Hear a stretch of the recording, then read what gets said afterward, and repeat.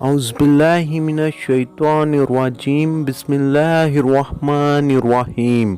السلام علیکم پیارے ناظرین، میں ہوں محمد نواز اور آپ دیکھ رہے ہیں اسلامک ورلڈ۔ کہتے ہیں سمرقند میں ایک بڑا ہی ظالم اور عیش پسند بادشاہ تھا۔ ساری رعایا اس کی ہولناک جسارتوں سے تنگ آ گئی تھی۔ اس کے جاسوسوں کے خوف سے لوگ اپنی بہو بیٹیوں کو تہہ خانوں میں چھپا کر رکھتے تھے۔ ایک مرتبہ وہ بیس بدل کر شہر کے گلی کوچوں میں سے گزر رہا تھا کہ اچانک اس کی نظر ایک معجبین دوشیزہ پر پڑی جو اپنے گھر کا دروازہ بند کر رہی تھی۔ لڑکی کیا تھی؟ حسن و جمال کا ایک ملکہ تھی۔ چہرہ ایسا خوبصورت تھا کہ اس پر چاندنی کا گازا مل دیا ہو۔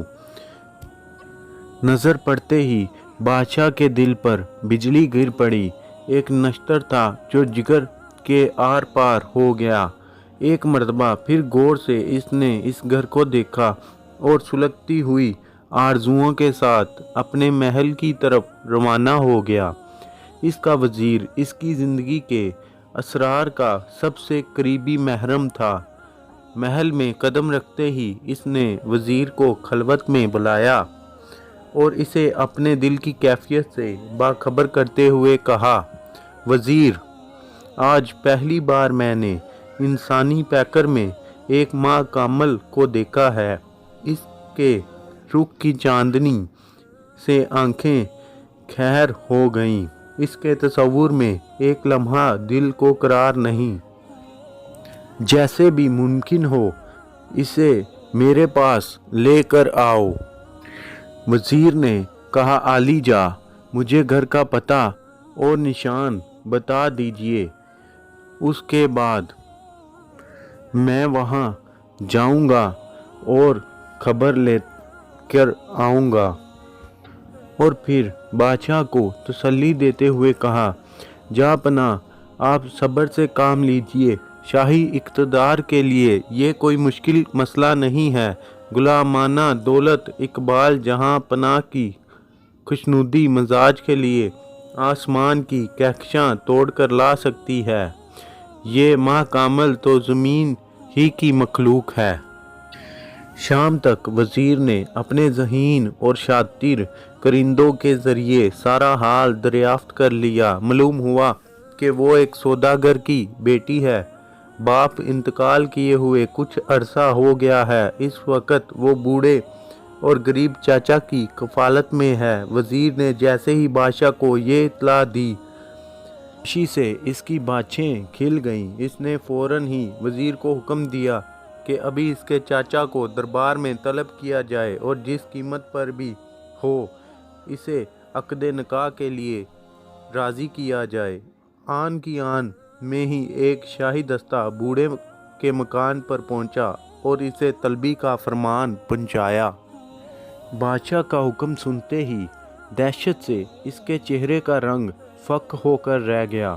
بھتیجی نے چاچا کی پریشانی دیکھ کر گھبرائے انداز میں دریافت کیا، دروازے پر بلا کر کسی نے آپ سے کیا کہہ دیا کہ آپ اس قدر پریشان نظر آتے ہیں؟ چاچا نے شکست خوردہ لہجے میں جواب دیا، شاہی کرندے آئے ہیں۔ بادشاہ نے ابھی مجھے دربار میں طلب کر لیا ہے۔ دل دھڑک رہا ہے، کوئی بلا تو نہیں نازل ہونے والی؟ سمجھ نہیں آتا کہ کیا کروں۔ بھتیجی نے تسلی دیتے ہوئے کہا، اللہ سبحانہ و تعالیٰ اپنے حبیب صلی اللہ علیہ وآلہ وسلم کا صدقہ عطا فرمائے۔ بادشاہوں کی طلبی خطرے سے خالی نہیں ہوتی۔ کرین مصلحت یہی ہے کہ آپ اللہ سبحانہ و تعالیٰ کا نام لے کر تشریف لے جائیے، ورنہ اس کے بعد حکومت کا قہر جبر حرکت میں آ جائے گا اور وہ صورتحال افسوسناک اور ہتک آمیز ہوگی۔ کرندے دروازے پر کھڑے انتظار کر رہے تھے۔ धड़कते हुए दिल के साथ बूढ़ा चाचा इनके हमरा हो गया। भतीजी दरवाजे तक रुखसत करने आई और खैरो आफियत की दुआ करते हुए वापस चली गई। इंतहाई अज़ाज़ो अकराम के साथ बादशाह और वज़ीर ने बूढ़े शख्स का खैर मकदम किया। शाही नशिस्त गाह के करीब एक मुकल्लफ और ज़रनिगार तख्त पर इससे जगह दी गई। बगैर किसी वजह ज़ाहरी के ये अकराम देखकर वो दरियाए हैरत में डूबता जा रहा था कि मुझे बादशाह और इसका वज़ीर इतनी इज़्ज़त क्यों दे रहे हैं। घबराहट दूर हो गई तो वज़ीर ने इसे मुखातिब किया, इस वक्त आपकी किस्मत का सितारा अरूज पर है। बादशाह मौज़म ने मलका सल्तनत बनाने के लिए आपकी भतीजी को मुंतखब फरमाया है। आप बतीब खातिर इस पैगाम को कबूल करके ताजे शाही का एहतराम बजा लाइए। ये पैगाम सुनकर फटते हैरत में बूढ़े चाचा की आवाज़ हलक में फंस कर रह गई। अपने शऊर की बिखरी हुई तवानाइयों को समेटकर बड़ी मुश्किल से जवाब दिया, जहाँ पनाह के एहसान से हमारी गर्दन हमेशा खम रहेगी और इनकी चश्मे अल्तफ़ात ने हमें फ़ख्र अज़ाज़ का एक ज़री मौका फरमाया है, लेकिन एक ज़ेरे दस्त की तरफ से ये माज़रत कबूल की जाए कि हम अपने आप को इस शाही एज़ाज़ के मुस्तहिक नहीं समझते। ये जवाब सुनकर शिद्दत गैज़ में वज़ीर की आंखों से चिंगारी फूटने लगी। उसने गरजती हुई आवाज़ में इससे कहा, इज़्ज़त और वक़ार के साथ इसकी ख्वाहिश की तकमील के लिए अगर तुम तैयार नहीं हो तो याद रखो, सुबह होने से पहले पहले तुम्हारी भतीजी हरमे सराय शाही की जीनत बना ली जाएगी। वज़ीर की ज़ुबान से ये अल्फाज सुनकर बूढ़ा शख्स कांप उठा, लरसते हुए होंठों से कहा, वो मेरे ज़मीर की आवाज़ थी जिसका मैंने इजहार किया है। शाही कहरो जबर का मुकाबला करना मेरे बस की बात नहीं। अगवा का हुक्म ना दिया जाए, मैं अपनी भतीजी को दुल्हन बनाकर रुखसत करने को तैयार हूँ। इतने में वज़ीर का गुस्सा उतर गया और बादशाह के चेहरे के शिकन भी मिट गए। रात गए तक बूढ़े चाचा के इंतज़ार में भतीजी बैठी हुई थी। कदमों की आहट पाते ही दरवाज़ा खोल दिया। बेताबी के साथ खैरो आफियत मालूम की। चाचा ने बरी हुई आवाज़ में सारा माजरा कह सुनाया। सूरत हाल मालूम होने के बाद लड़की ने एक ठंडी सांस ली और कहा, आप नदामत और पेशमानी महसूस ना कीजिए। आपकी ज़ुबान पर मैं ज़िंदा दरगोर होने के लिए भी तैयार हूँ। बिल आखिर चंद दिनों के बाद शाहाना अंदाज के साथ शादी की तकरीब सर अंजाम पाई। सारा शहर जश्न मुसरत में डूब गया। दमे रुखसत महाफे में बैठे हुए चाचा से कहा, दरवाजे पर बैठकर मेरा इंतज़ार कीजिएगा। मेरा मुकद्दर मुझे जल्द ही वापस लाएगा। दुल्हन की पालकी जैसे ही शाही महल के दरवाजे पर पहुंची, कनीज़ों और खवासों के हजूम ने चारों तरफ से घेर लिया। फूलों की बारिश में इसे हरमे सराय खास तक ले गईं। शब से पहले पहले दुल्हन को मलका बनाने की रस्म अदा की गई। बादशाह ने इस तकरीब में अपना वो ताजे शाही उतार कर दुल्हन के सर पर रख दिया जिसमें करोड़ों रुपए के जवाहरात जुड़े हुए थे। अब वो सौदागर की बेटी नहीं थी, एक बहुत बड़ी सल्तनत की मलका थी। सारा महल इसके रुख की चांदनी से जगमगा उठा था।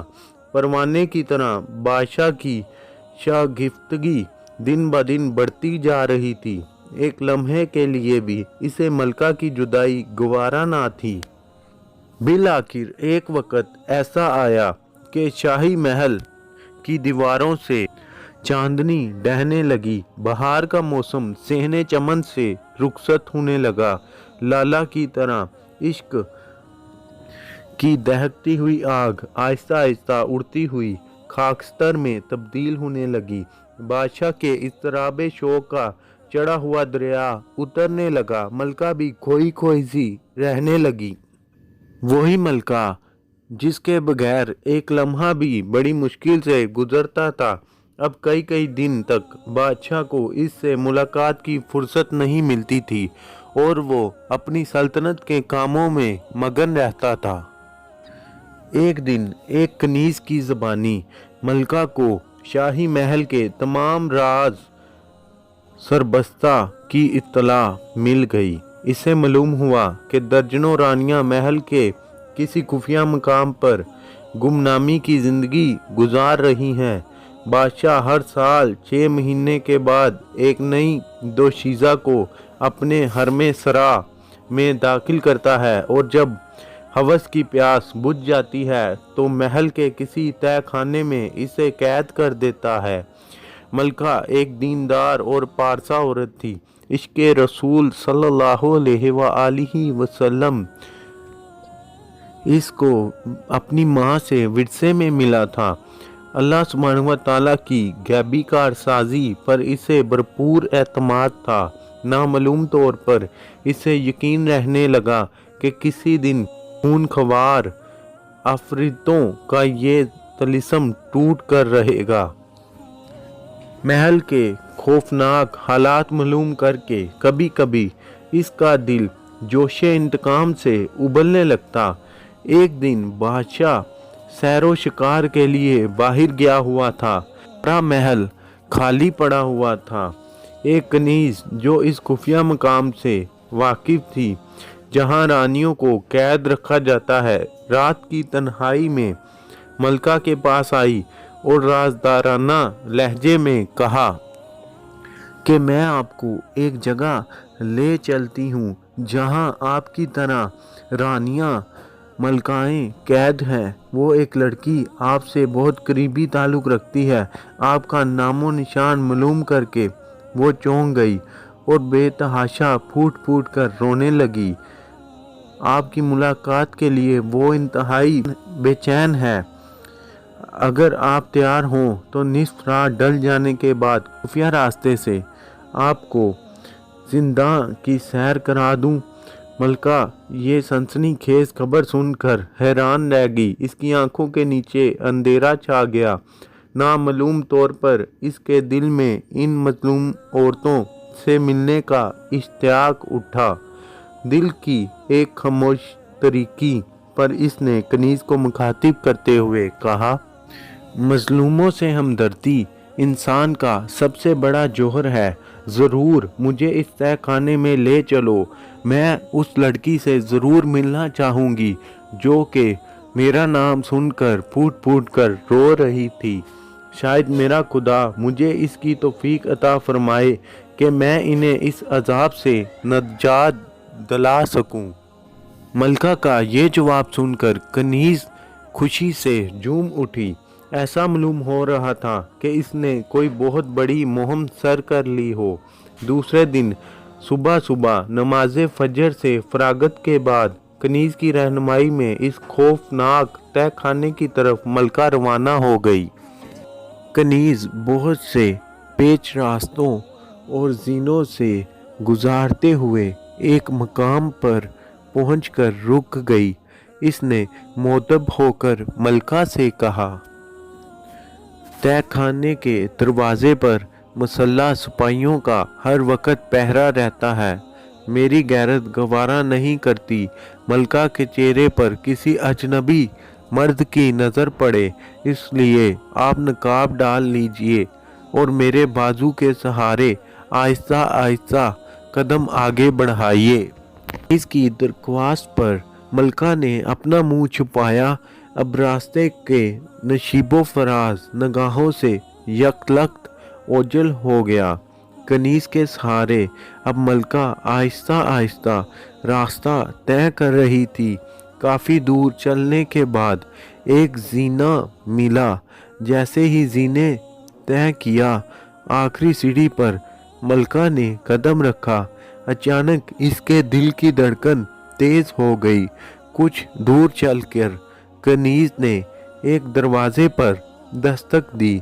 दरवाज़ा खुलते ही कनीज ने मलका से कहा, अपना नकाब उलट दीजिए, हम लोग तह खाने में पहुंच गए हैं। मलका ने नकाब उलट दिया। नज़र उठाकर देखा तो सामने कोठरियों का एक सिलसिला दूर तक चला गया था। कुछ औरतें मगमूम उदास बैठी थीं। मलका को देखते ही वो उठकर खड़ी हो गईं। एक बूढ़ी औरत ने मलका के पास पहुंचकर इजहारे हमदर्दी करते हुए कहा, महल में आए हुए शायद आपको 6 महीने हो गए हैं। मलका ने हैरत से दरियाफ्त किया, आपके इस सवाल का मतलब मैं नहीं समझ सकी। मतलब यह है कि हर 6 महीने के बाद यहाँ के दस्तूर के मुताबिक नई मलका को इस कैद खाने में पहुंचा दिया जाता है, फिर इसके बाद ताउम्र यहाँ से कोई नहीं निकल सकता। मलका ने दरमियान में मदाखलत करते हुए कहा, लेकिन मुझे तो महल की एक कनीज यहाँ सैर कराने के लिए लाई है और मैं खुद इस जज्बे में आई हूँ कि आप लोगों से मिलकर खलासी की कोई राह निकाल सकूं। अधेड़ उम्र की औरत ने इजहारे हमदर्दी के अंदाज में कहा, वो हराफा यही कह के सबको यहाँ ले आती है और दरवाजे तक पहुँचाकर गायब हो जाती है। अब आप सीने पर सब्र की सिल रख कर रहिए, आपकी वापसी नामुमकिन है। ये सुनते ही मलका ने पीछे पलटकर कनीज को आवाज़ दी, लेकिन कनीज जा चुकी थी। दरवाज़ा बंद हो गया था। अब अपनी ज़िंदगी का अंजाम सोचकर मलका का खून सूखता जा रहा था। अचानक एक बहुत बड़े सदमे की चोट वो अपने ताईं संभाल ना सकी और गश खाकर बेहोश हो गई। तह खाने की औरतों ने मुंह पर पानी छिड़क कर मलका को होश में लाने की कोशिश की। थोड़ी देर के बाद मलका को होश आ गया। 1-2 रोज तक मलका की बेचैनी इंतहाई नाकाबिले बर्दाश्त थी। किसी पहलू से इसे करार नहीं मिल रहा था। अधेड़ उम्र की औरत ने दूसरे दिन मलका को तसल्ली देते हुए कहा, बहन, बिला वजह अपने आप को हलाकत में मत करो। शुरू में हर औरत के दिल की यही कैफियत होती है, फिर बाद में इस तह खाने से तबीयत मानूस हो जाती है। इस तह खाने के मुख्तलिफ हिस्सों में जगह जगह औरतें मुकीद हैं। अगर तबीयत काबू में हो तो चलो तुम्हें सैर करा लाएं, इसी तरह तुम्हारा जी बहल जाएगा। मलका ने कहा, हाँ ठीक है, और इस औरत के पीछे पीछे चल पड़ी। तह खाने की मुख्तलिफ हिस्सों की औरतों से इसने मलका का तारुफ कराया। सब ने एक नया कैदी समझकर मलका को तसल्ली दी और इसके साथ हमदर्दी का इजहार किया। तह खाने के हिस्से से गुजरते हुए मलका की नज़र एक नौजवान औरत पर पड़ी जो सजदे की हालत में रो रही थी। गैर महसूस तौर पर मलका का दिल इसकी तरफ खींच गया। इसने अपनी साथ वाली औरत से कहा, तकलीफ ना हो तो यहाँ रुक जाऊं? ये कोई अल्लाह वाली मालूम होती है, बेसाख्ता इसकी तरफ दिल खींच रहा है। मलका की दरख्वास्त पर साथ वाली औरत रुक गई। थोड़ी देर बाद इसने सजदे से सर उठाया। जैसे ही दुआ मांगकर फारिग हुई, मलका ने कमरे में दाखिल होकर इसे अस्सलाम अलैकुम कहा। नज़र से नज़र का चार होना था कि थोड़ी देर के लिए दोनों पर एक सकते का आलम तारी हो गया और मलका के मुंह से एक चीख निकल गई, गजाला। इधर से आवाज़ आई, बड़ी आपा, और दोनों एक दूसरे से बगलगीर हो गईं। देर तक दिलों का तूफान, अश्कों का समुंदर नहीं थमा। बूढ़ी औरत के लिए ये वाकई एक मोहम्मे से कम नहीं था। इसने अचंभे के साथ दरियाफ्त किया, मलका, इस मजलूम लड़की से तुम्हारी कब से जान पहचान है? क्या ये तुम्हारी कोई रिश्तेदार है? मलका बहुत देर तक खामोश रही और उसके बाद جذبات پر قابو پاتے ہوئے اس نے اپنی درد انگیز کہانی سنانا شروع کی۔ یہ میری حقیقی چھوٹی بہن ہے۔ ہم لوگوں کا آبائی وطن خراسان ہے۔ خراسان کے ایک دیہات میں ہم رہتے تھے۔ ہمارے والد وہاں کے بہت بڑے فاضل اور نہایت عابد و زاہد شخص تھے۔ عشق رسول صلی اللہ علیہ وآلہ وسلم نے ان کے رگوں پہ میں اس درجہ سرایت کر گیا تھا کہ وہ ہر وقت تصور جانا میں ان کی پلکیں بھیگی رہتی تھیں۔ رات کا پچھلا پہر ان کے گھر یہ شوق کے لیے تلاطم کا وقت ہوتا تھا۔ ان کے بال بال سے سوز و گداز عشق کی چنگاری پھوٹی پڑتی تھی۔ جہاں ہم دونوں بہنوں نے قصیدہ بردہ شریف کا پہلا مطلع شروع کیا اور ان کے دل کے سمندر میں طوفان اٹھنے لگتا تھا، فیضان عشق کی تجلی جب اترنی شروع ہوتی تھی تو خود ہماری آواز رقت انگیز کیفیت میں ڈوب جاتی تھی۔ قصیدہ بردہ شریف تمام ہو جانے کے بعد وہ بارگاہ رسالت صلی اللہ علیہ وآلہ وسلم کی طرف رخ کر کے کھڑے ہو جاتے تھے اور نہایت درد و کرب کے ساتھ صلاۃ و سلام پیش کرتے تھے۔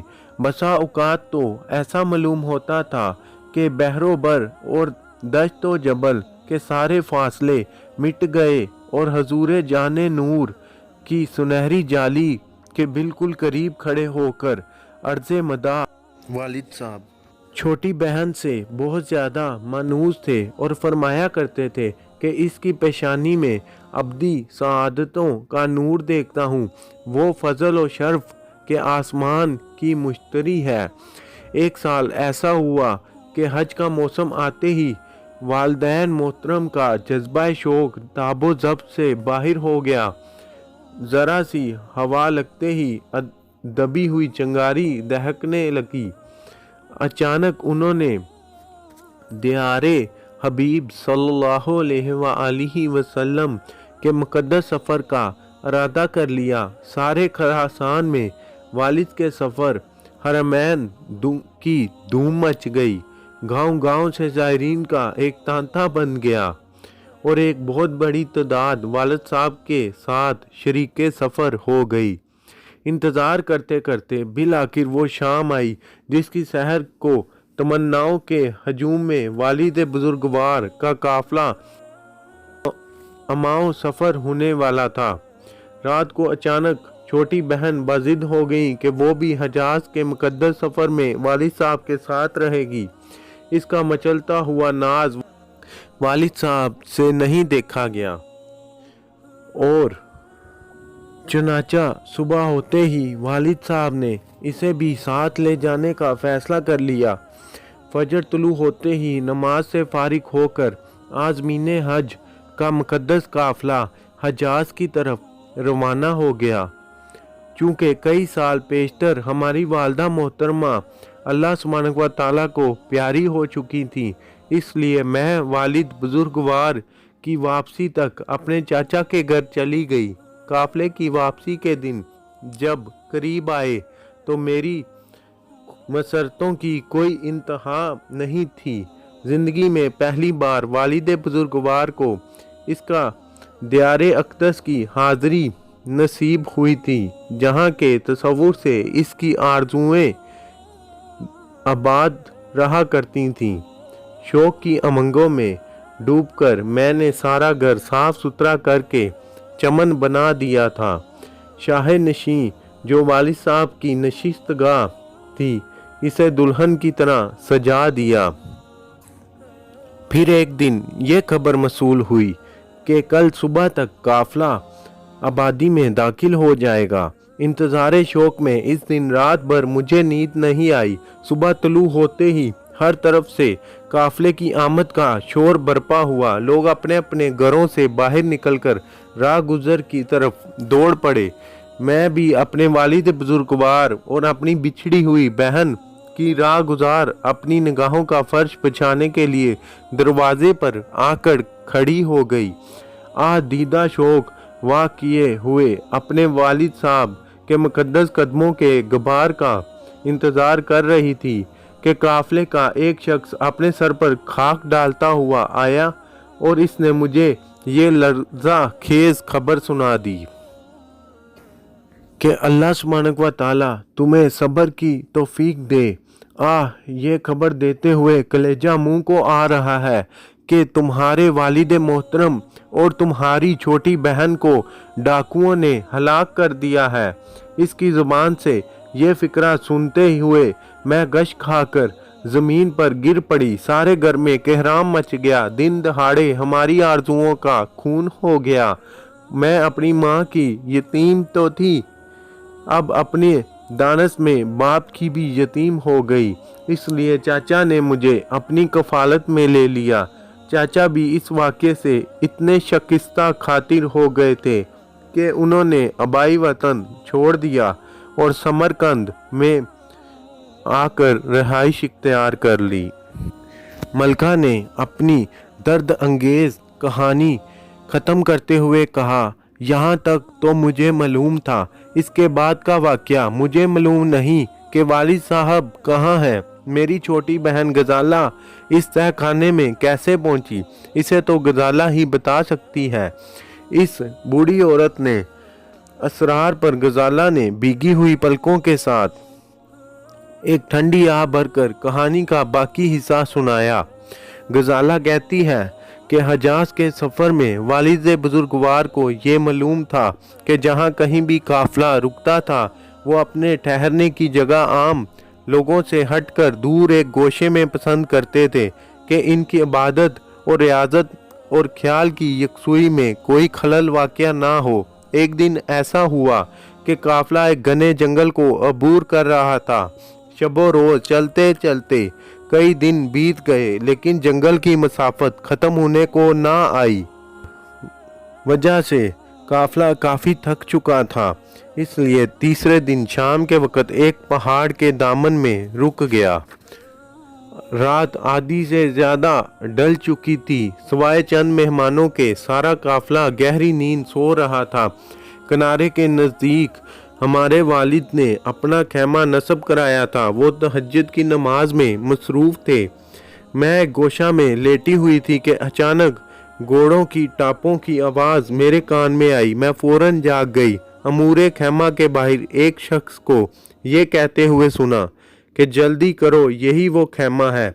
अभी ये जुमला ख़त्म भी ना हो पाया था कि चंद भारी भरकम जिस्म वाले सिपाही खैमे के अंदर घुस आए और उन्होंने कमंद फेंक कर मुझे और वालिद साहब को गिरफ्तार कर लिया। शिकंजों की तरह मेरे हाथ और पांव कस दिए गए और एक तेज़ रफ्तार घोड़े की पुश्त से बांध दिया। जिस वक़्त सिपाही ने घोड़े को एड़ी लगाई, मैंने देखा वालिद बुजुर्गवार भी इसी तरह एक घोड़े की पुश्त से बंधे हुए थे। इसके बाद इन्हें कहाँ ले जाया गया, इनके साथ क्या वाक़या पेश आया, मुझे कुछ मालूम नहीं। इसकी मुझे कोई खबर नहीं मिली कि वो आज तक बकीदा हयात हैं या वो भी अल्लाह सुब्हानहू व तआला को प्यारे हो गए हैं। रात भर पूरी रफ्तार के साथ घोड़ा चलता रहा। सुबह को जब मैं उठी तो मुझे घनी पहाड़ियों के बीच एक चश्मे के किनारे उतारा गया। मेरे साथ दो घोड़सवार और भी थे जो दाएं बाएं दोनों तरफ सीना तान कर चल रहे थे। अब मेरा कमंद खोल दिया गया था, लेकिन तकलीफ़ की शिद्दत से सारा जिस्म चूर चूर हो रहा था। बड़ी मुश्किल से चलकर चश्मे के किनारे पहुंची और वज़ू करके सुबह की नमाज अदा की। मेरे ऊपर सख्ते की कैफियत थी। समझ में नहीं आता था कि मेरे साथ क्या वाक़या पेश आ गया है। नमाज से फारिग होकर मैं अपना मुंह ढांपते हुए एक किनारे बैठ गई। फरते ताहीर से मुझसे रोया नहीं जा रहा था। एक सिपाही ने मुझ पर तंज करते हुए कहा, उदास क्यों बैठी हो? आज शाम तक तुम समरकंद के बादशाह की मलका बना दी जाओगी। शाही महल में पहुंचकर तुम्हारे दिन पलट आएंगे। ये सुनते ही ऐसा महसूस हुआ जैसे तूफान का बंद टूट गया हो। मेरी हिचकियों के गदाज से चट्टानों के जिगर में शगाफ हो गया। ایک भयानक अंजाम के खौफ से मैं लर्ज गई। खुदाए परवरदिगार और रसूल कोनैन सल्लल्लाहु अलैहि वसल्लम की जिनाब में दिल की खामोश फरियाद के सिवा अब मेरे लिए नजात की कोई सबील नहीं रह गई थी। वालिद का गम अलग सुहाने रूह था और खुद अपना हाल ये था कि मारे शर्मो गैरत के ज़मीन में दफन होने को जी चाहता था। थोड़ी देर के बाद खादमों ने घोड़े की पुष्प पर मुझे सवार कराया और गड़गड़ी की तरह बांध दिया। अब मैं घोड़े की पुष्प पर बंधी हुई नीम बेहोशी के आलम में चली जा रही थी। मुझे खुद नहीं मालूम था कि मेरा अंजाम क्या होने वाला है। शाम को एक वादी के करीब पहुंची तो सामने एक नहायत अजीम ऐवान नजर आया।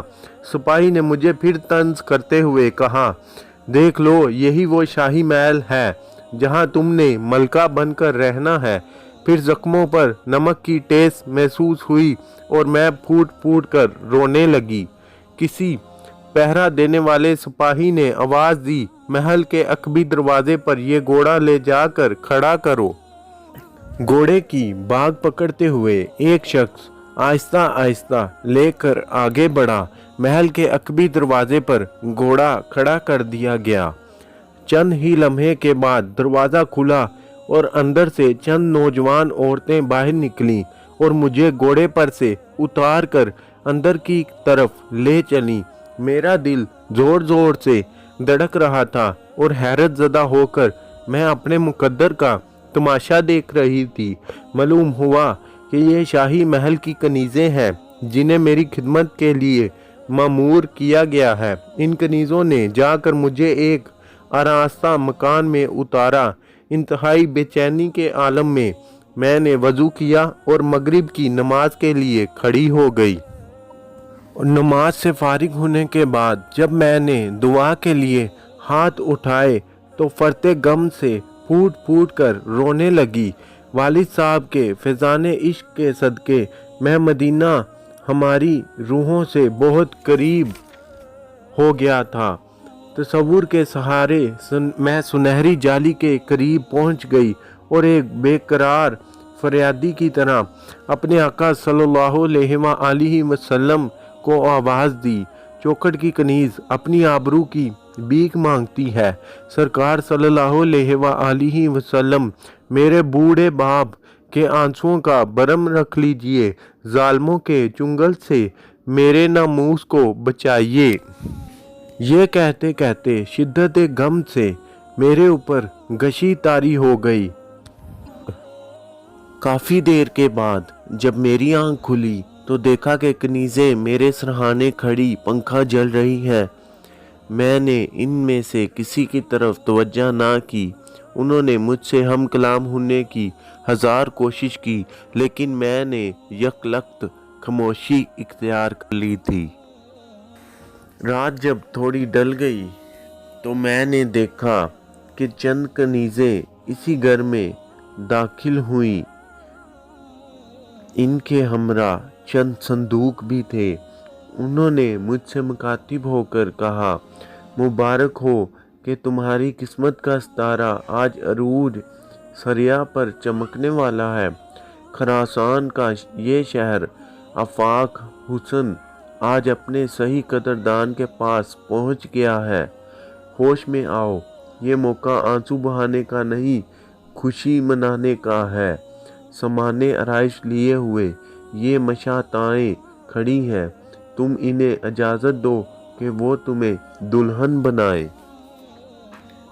बादशाह सलामत तुम्हारा बहुत बेताबी से इंतज़ार कर रहे हैं। इन कनीज़ों की ये बात सुनकर मेरे दिल पर जैसे बिजली गिर पड़ी। मैं सख्त हैरान थी कि चारा साजी के लिए आखिर मदीने के आसमान से कोई काफिला क्यों नहीं उतरता। मैं ये वहशतनाक खबर सुनते ही रंजो गम से नढहाल हो गई। मशाताएं मेरे करीब आकर बैठ गईं और मुझे समझाने लगीं। हर चंद उन्होंने मुझसे गुफ्तगू करने की बहुत कोशिश की, لیکن میں یکلک خاموش رہی۔ جب بہت دیر ہو گئی تو بادشاہ کی منہ لگی کنیز دوڑتی ہوئی آئی اور اچانک ان پر برسنے لگی۔ جہاں حجلہ عروسی میں کب سے منتظر بیٹھے ہیں اور تم یہاں ہاتھ پر ہاتھ دھرے جک مار رہی ہو؟ چلو جلدی کرو ورنہ شاہی عتاب نازل ہوا تو کسی کی خیر نہیں۔ کنیزوں نے دبی زبان میں جواب دیا، ہم کیا کریں؟ جوڑے کے تھال لیے کب سے خوشامد کر رہی ہیں، لیکن ان کا دماغ تو آسمان پر ہے، یہ بات تک کرنے کی روادار نہیں ہے، دلہن بنانے کا تو کیا موقع دیں گی؟ آخر ضد کی بھی کوئی حد ہوتی ہے۔ یہ جواب سن کر کنیز نے غصے بھری ہوئی آواز میں کہا، اچھا ٹھہرو، ان کا علاج ابھی دریافت کر کے آتی ہوں۔ یہ کہہ کر وہ واپس لوٹی اور بجلی کی طرح نظر سے اوجھل ہو گئی۔ میرا دل خوف سے دھڑکنے لگا کہ نامعلوم کہ اب یہ کون سی قیامت توڑے گی۔ دل ڈوبنے کا یہی عالم تھا کہ تھوڑی دیر کے بعد وہ کنیزوں کا ایک دستہ لے چلی آ رہی تھی۔ میرے قریب پہنچ کر اس نے ساتھ آنے والی کنیزوں کو للکارتے ہوئے کہا، اس لاڈلی کی ذرا خبر تو لینا، ابھی تک یہ سمجھ رہی ہے کہ آغوش مادر میں ہی ہے، کب سے ان کا ٹسوا بہہ رہا ہے، ہزار سمجھانے کے بعد بھی یہاں کے ماحول میں ڈلنے کے لیے تیار نہیں ہے۔ جیسے بھی ہو آج ان کی تریاہٹ توڑ دو۔ حجلہ عروسی میں پہنچ جانے کے بعد ان کا نشہ ہرن ہو جائے گا۔ اس بدبخت کی للکار پر ساتھ آئی ہوئی کنیزیں آگے بڑھیں اور چاروں طرف سے بے تحاشا مجھ پر ٹوٹ پڑی اور مجھے اپنے شکنجے میں کس لیا، اور دوسری طرف مشتاؤں نے کہا، جلدی کرو، مجھے اپنی بے بسی پر بے ساختہ رونا آ گیا۔ رہ رہ کر یہی دل میں ہوک اٹھتی تھی کہ اللہ سبحانہ و تعالیٰ کا کوئی غیبی ہاتھ کیوں نہیں نمودار ہوتا، مدینے سے رحمت و امداد کا قافلہ اترنے کے لیے اب کسی گھڑی کا منتظر ہے۔ ناموس کا خرمن جل جانے کے بعد کوئی آ کر بھی کیا کرے گا؟ مایوسیوں کے گرد اب میں غوطہ لگاتے ہوئے اب میرے ایمان اور یقین کی بنیاد ہلنے لگی تھی۔ ایک ایک کر کے اعتماد و امید کے وہ شیرازے بکھرنے لگے جو دل کی دھڑکنوں کے ساتھ مربوط تھے۔ اسی غم میں میں سوچنے لگی کہ والد صاحب نے جو بھی روایتیں بیان کی تھیں وہ کیا ساری کی ساری فرضی تھیں؟ اسی کشمکش میں تھی کہ میں اچانک غشی کھا کر بے ہوش ہو گئی، اور جب مجھے ہوش آیا تو میں دلہن کی طرح سجی ہوئی تھی۔ یہ منظر دیکھ کر میں شدت کرب سے بے قابو ہو گئی۔ غیر ارادی طور پر میرے منہ سے ایک دردناک چیخ نکلی اور میں نے کہا، یا رسول اللہ صلی اللہ علیہ وآلہ وسلم، اپنی فاطمہ رضی اللہ تعالی عنہا کے صدقے میری آبرو بچائیے۔ ابھی میری یہ چیخ فضا میں تحلیل بھی نہ ہو پائی تھی کہ وہی آفت نصیب کنیز بدحواسی کے عالم میں دوڑتی ہوئی آئی اور دہشت ناک لہجے میں اطلاع دی، ارے غضب ہو گیا، جہاں پناہ کو ایک نہایت مہلک قسم کے بچھو نے ڈنگ مار دیا ہے، وہ ماہی بے آب کی طرح بستر پر تڑپ رہے ہیں، پاسبان کو جلدی خبر کر دو کہ وہ فوراً شاہی طبیبوں کو بلا لائیں، جہاں پناہ صرف چند گھڑی کے مہمان ہیں۔ یہ خبر دے کر وہ پاگلوں کی طرح الٹے پاؤں واپس لوٹ گئی۔ اسی واقعہ سے اچانک سارے محل میں کوہرام مچ گیا۔ تمام کنیزیں اور مشتائیں میرے پاس سے فوراً اٹھ گئیں۔ इधर उधर बदहवासी के आलम में दौड़ने लगीं।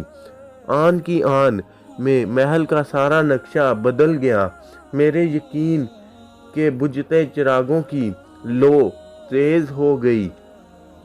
मेरी उम्मीदों का आबगीना शिकस्त की जद से बच गया।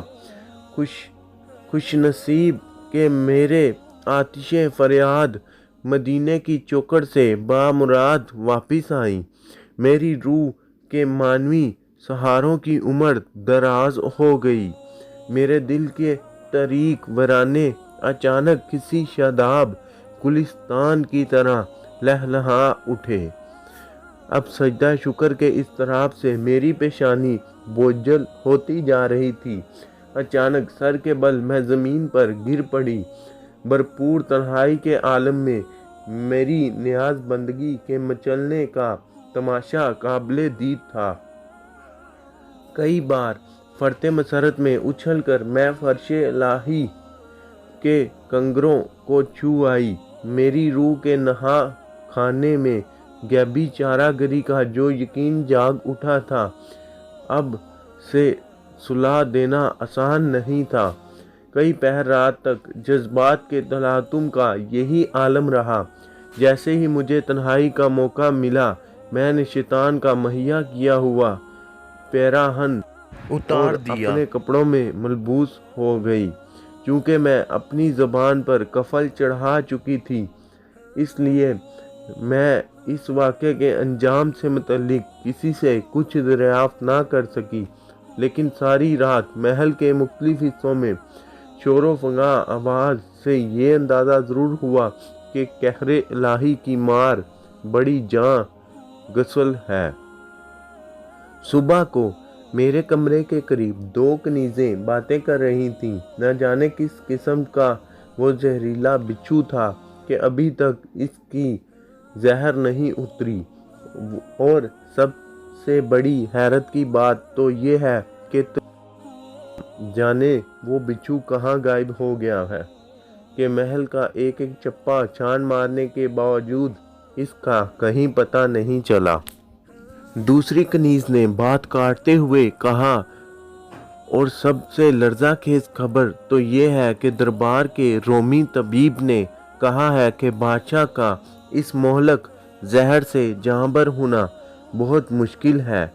बिलफर्ज इलाज मालजे से वो अच्छे भी हो गए तो ये जहर ज़िंदगी के आखिरी लम्हे तक इनकी साथ ना छोड़ेगा।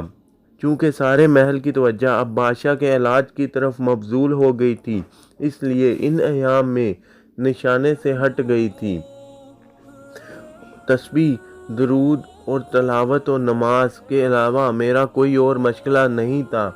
ना किसी से कोई वास्ता था और ना बज एक दो कनीज़ों और जो मेरी ज़रूरत की चीज़ें मुहैया करने पर ममूर थीं। ना कोई मेरे करीब आता था। मेरी ज़बानबंदी ने मुझे बहुत सारे मसाइब से बेखतर कर दिया था। इसी तरह 6 महीने की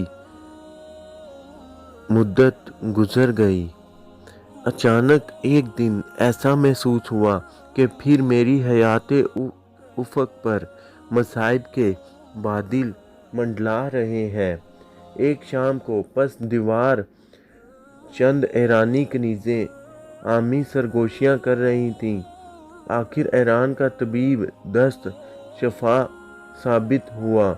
इसके इलाज से जापना को हैरत अंगेज़ तौर पर सेहतयाबी हासिल हुई है, वरना मुमलिकत के तो सारे तबीबों ने इसको लाइलाज करार दे दिया था। उनकी इन बातों के कुछ अरसे बाद बादशाह ठीक हो गया और महल के अंदर से लेकर बाहर तक तैयारियां शुरू हो गईं और कनीज़ों की सरदार मेरे पास आई और मुझे कहने लगी कि बादशाह सलामत अब ठीक हो गए हैं और तुम आज उनका कहना मान लो और उनकी दुल्हन बनने से हरगिज़ इनकार ना करना। आज बहुत खुशी का दिन है। बादशाह सलामत अपनी صحت کا جشن منا رہے ہیں۔ اب میں بہت پریشانی میں تھی کہ اچانک انہوں نے میرے ساتھ زبردستی کر کے مجھے دلہن بنا دیا، اور میں اب سوچ رہی تھی کہ موت کے سوا اب کوئی میری ناموس کا محافظ نہیں رہ گیا۔ اسی طرح ایک کنیز نے مجھے کہا کہ باادب طریقے سے کھڑی ہو جاؤ، جہاں پناہ تمہاری طرف آ رہے ہیں۔ یہ خبر میرے کلیجے میں نشتر کی طرح چبھ گئی اور ایک دم تلاطم اٹھی۔ اب میرے یقین کا شرازہ بکھرنے ہی والا تھا کہ میں نے اچانک ایک کنیز کو اپنی طرف آتے ہوئے دیکھا، جس نے بتایا کہ بادشاہ زینے سے گر کر بے ہوش ہو گیا ہے۔ جیسے ہی یہ خبر دی گئی تو وہی عیاش و عیار کنیز افتاء و خیزہ میرے پاس آئی اور مجھ سے کہا، فوراً یہ کمرہ خالی کر دو، جہاں پناہ بے ہوش ہو گئے ہیں، انہیں اٹھا کر یہیں لایا جا رہا ہے۔ میں دل ہی دل میں اللہ سبحانہ و تعالیٰ کا شکر ادا کر رہی تھی، وہاں سے نکل کر اپنے کمرے میں چلی آئی۔ آج میرے ایمان و یقین کے عروج کی انتہا نہیں تھی۔ پھر اس بادشاہ کا علاج کا سلسلہ ابھی جاری ہی تھا کہ ایک دن مجھے اس قید خانے میں پہنچا دیا گیا جس سے میں یہیں ہوں۔ یہاں پہنچ کر غزالہ اپنی بڑی بہن ملکہ سے لپٹ گئی اور پھوٹ پھوٹ کر رونے لگی۔ قید خانے میں غزالہ سے ملاقات کے بعد اپنے ہی کمرے میں اسے بلا لیا۔ دونوں بہنیں ساتھ ہی رہنے لگیں۔ چند ہی دنوں کے بعد ایک صبح کو غزالہ گھبرائی ہوئی اٹھی اور ملکہ کو بیدار کیا۔ ملکہ نے آنکھیں کھول دیں اور گھبرائے ہوئے دریافت کیا، نصیبِ دشمنا، کیا بات ہے، جلدی کہو۔ غزالہ نے کہا، گھبرانے کی کوئی خاص بات نہیں آپا، میں نے ابھی ایک عجیب خواب دیکھا ہے۔ ایسا لگتا ہے کوئی بہت بڑا واقعہ رونما ہونے والا ہے۔ غزالہ کے خواب دیکھنے کے چند ہی ہفتوں بعد ایک زبردست واقعہ رونما ہوا۔ زندانیوں کو جو کھانا تقسیم کیا جاتا تھا، اس میں ایک وقت کی کمی واقع ہو گئی۔ دوسرے دن آنے والی کنیز کی زبانی معلوم ہوا کہ کسی آنے والے خطرے کے پیش نظر مملکت کا غلہ محفوظ کیا جا رہا ہے، اس لیے عارضی طور پر اس میں تخفیف کر دی گئی ہے۔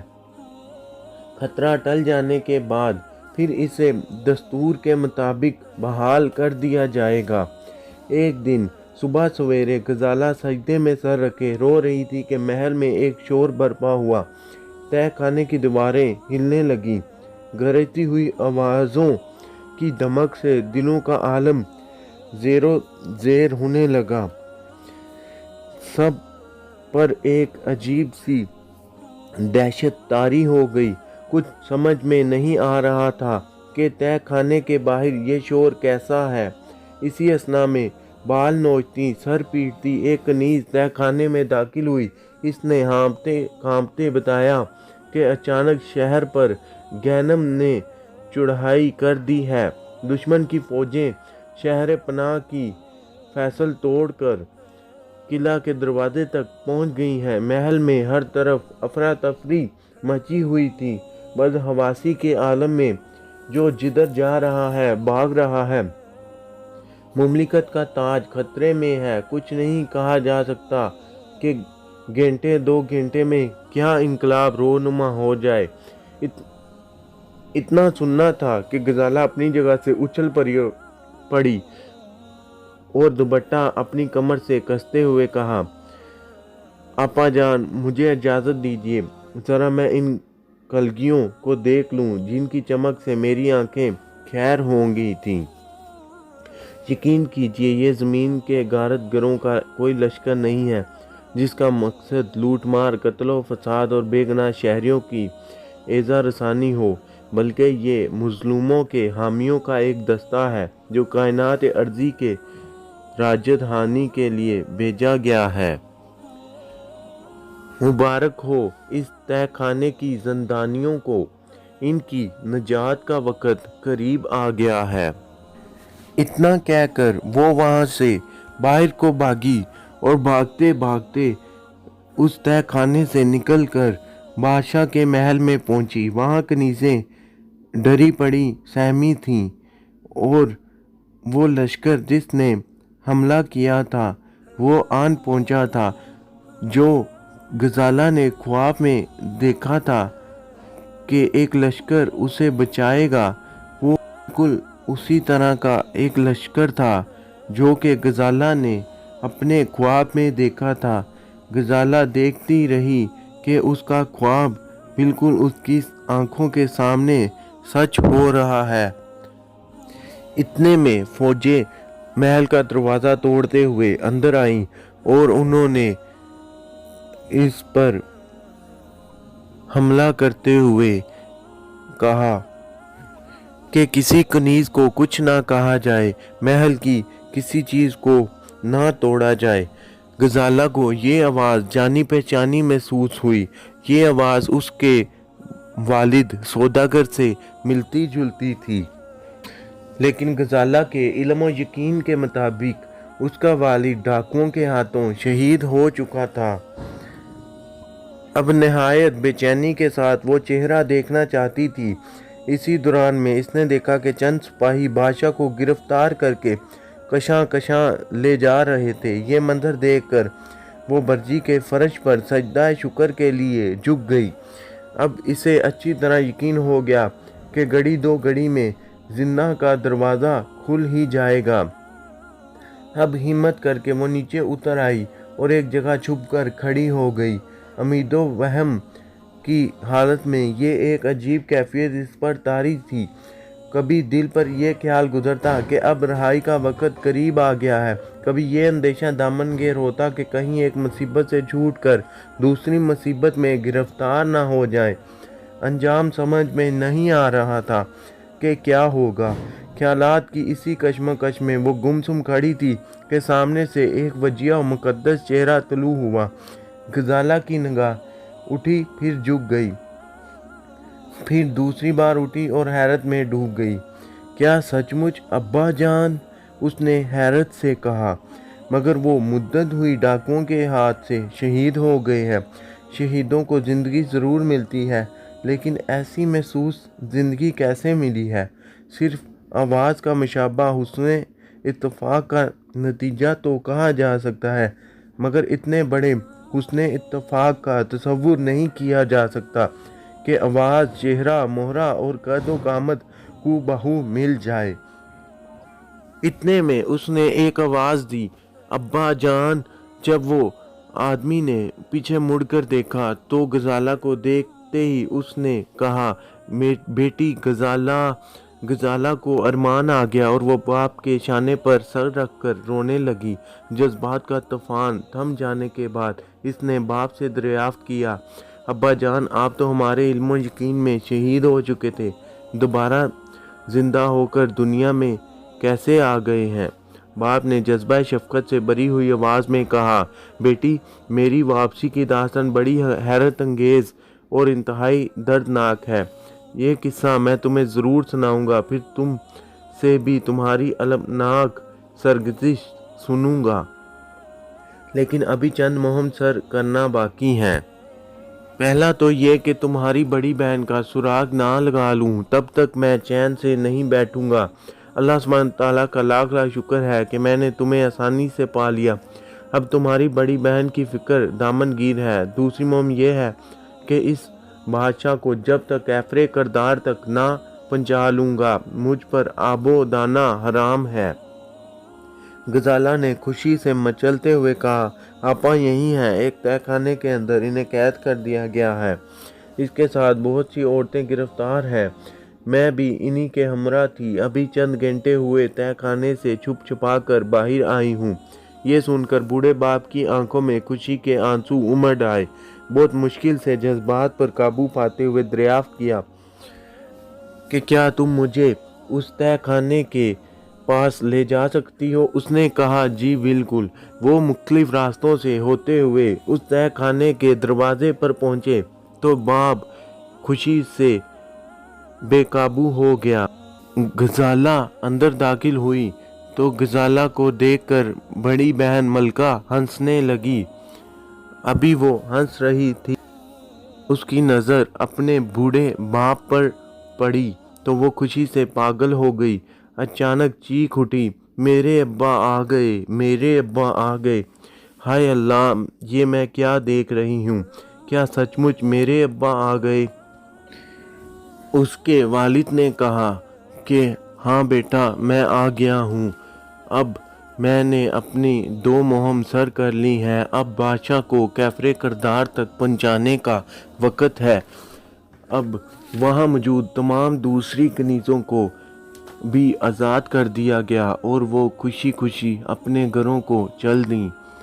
अब सारी सल्तनत में ये बात फैला दी गई थी कि फ़लाँ दिन फ़लाँ जगह पर बादशाह को कैफरे करदार तक पहुँचाया जाएगा।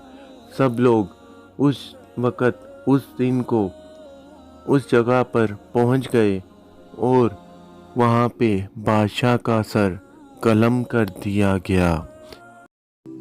अब तक के लिए इतना ही। मज़ीद ऐसी वीडियोस देखने के लिए हमारे चैनल को सब्सक्राइब करें और बेल आइकन पर क्लिक करें ताकि हर आने वाली वीडियो आप तक बआसानी पहुंच सके। इंशाअल्लाह जल्द मिलते हैं नई वीडियो के साथ। अल्लाह हाफिज़।